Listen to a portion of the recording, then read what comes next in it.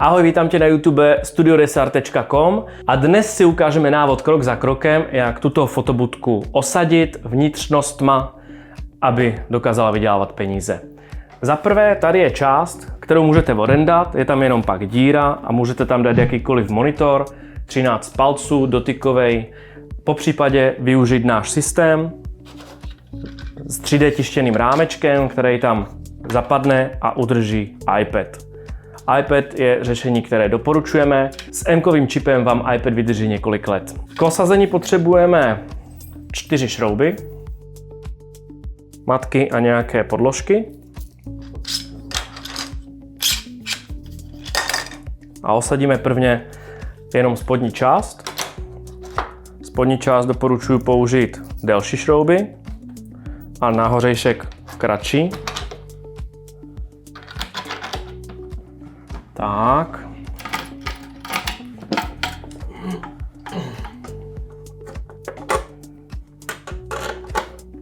Tak, zbylé šrouby si necháme na potom. Rámeček je stylizován pro iPad 8.3 až 13 palců, iPad mini až iPad Pro nebo Air. Díky rámečku, který můžete zvětšovat a zmenšovat. Tak, založíme iPad. Ale než tam dáme krytky, potřebujeme kabel, prodloužení pro iPad. To znamená, potřebujeme zahnutý konektor USB-C, který zasuneme do díry.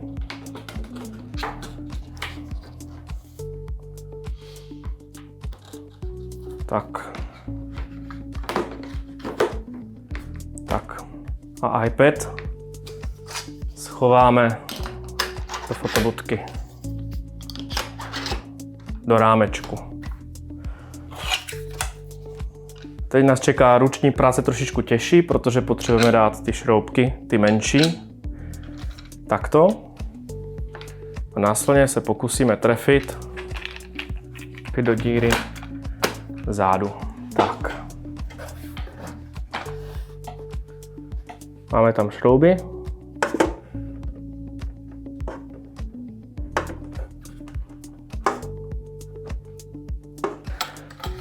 Výsledkem je, že máme iPad krásně připojený. Tak, pokračujeme dál.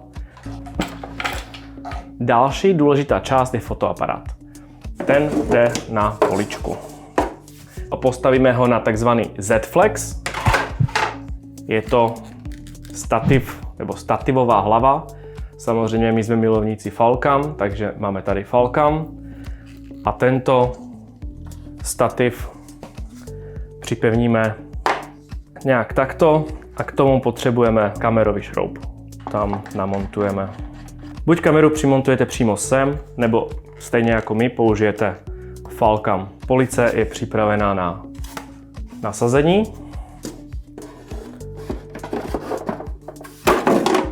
Tak. Dalším krokem je kamera a my doporučujeme nejlevnější variantu na začátek, Canon R100, který vlastně úplně krásně splní funkci fotobudky a nezruinuje váš rozpočet.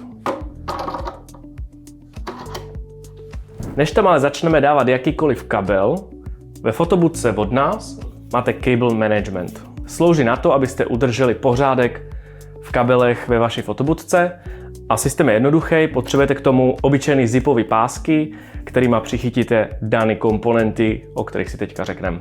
Máme nachystaný iPad, srdce celého stroje a máme nachystaný foťák. A začneme konkrétně napájením foťáku. Určitě nechcete ve foťáku baterii a hlídat její stav. Takže doporučujeme použít něco, co se jmenuje dummy battery.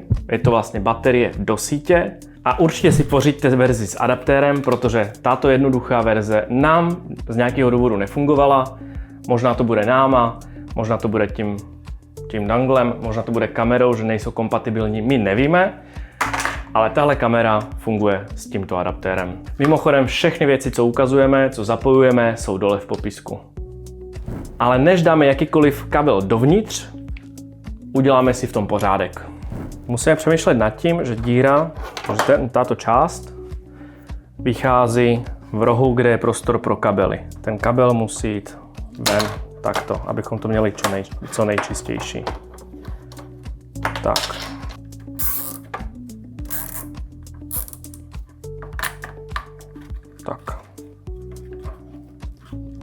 Tak, kameru bychom měli, teď zapojíme iPad.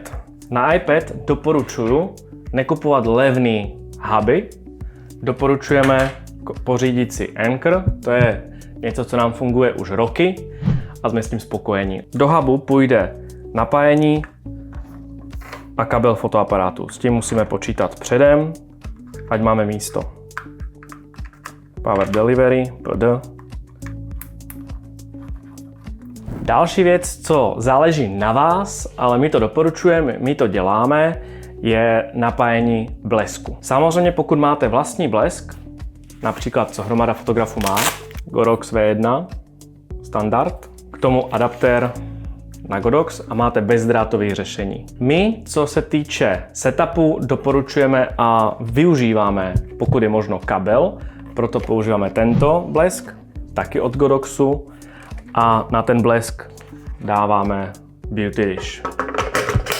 Můžete použít deštník, můžete použít nějaký jiný reflektor, většina jsou větší, ale tohle nám dodává výsledek, který my opravdu chceme a co se nám líbí. Proto musíme někam vymyslet, kam dáme tento kabel.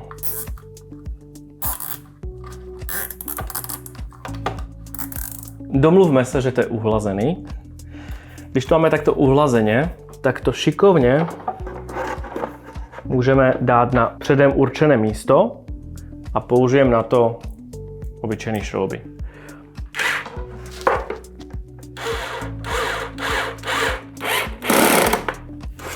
Tak, a teď si projdeme kabel po kabelu. Tohle je baterie. To musí jít nahoru. Díky Falcamu to máme hned venku. Fotoaparáty mají tady gumičku právě na kabel. Takže když tam tu baterii dáme, tak můžeme zavřít dvířka. iPad budeme napájet z hubu, takže vlastně kabel z hubu dáme do prodlužky iPadu. Nahoru musíme vyvést ještě kabel na blesk, takže opět nahoru. Blízkat budeme díky odpalovači, ale aby se nám tam ten odpalovač tam vešel a nedělal potíže, záleží, jaký si seženete, tak použijeme prodlužovací kabel na kameru.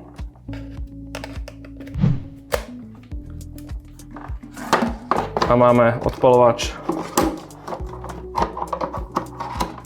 Teď potřebujeme přivést šťávu do tohoto systému. Můžete použít prodlužovací kabel, který máte doma. Určitě doporučujeme s nějakou přepěťovou ochranou. A určitě doporučujeme nějaký, který má rovnou USB-C a USB, abyste ušetřili místo na nějakým adaptéru.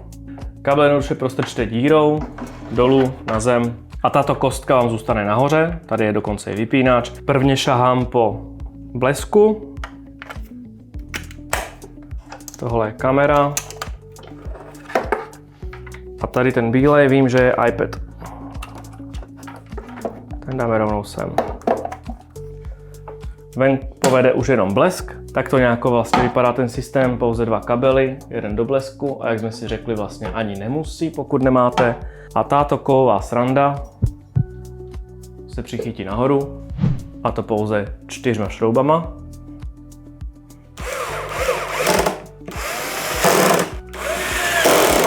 Tak blesk jde nahoru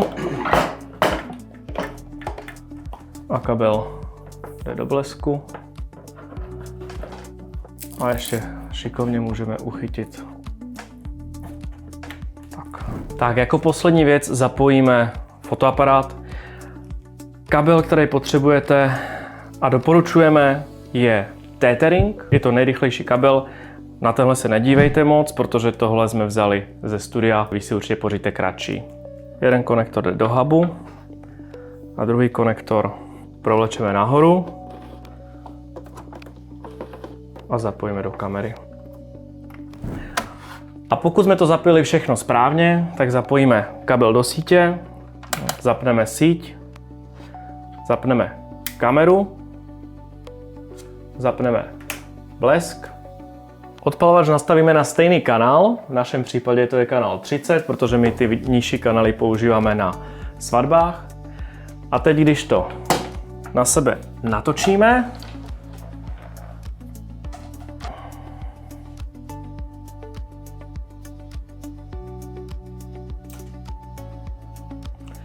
uděláme fotku.